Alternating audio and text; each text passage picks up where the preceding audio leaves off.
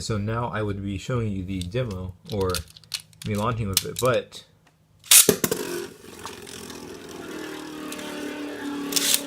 after doing a little research on this launcher, apparently there is a problem with this purple and white color, unlike the one that comes with Spriggan. So if you can listen to the clicks when you click it, don't do this. It will wear out your teeth, but you can listen to this normal winder.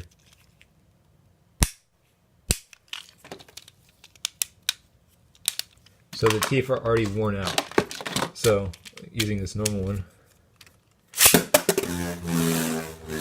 I can actually go and launch without it automatically going to reboot mode. So I did have contact the seller and I should get a replacement or something, but I would not recommend buying this launcher because, I mean, that was an okay launch, but it's not going to work very well. And there's another bad launch.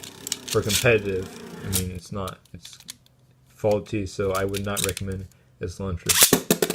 Hopefully the Karatomi can fix it later and these will all be good, but for now there's something wrong with this launcher, and just wait and I'll maybe update the video or do an update if my new one is good.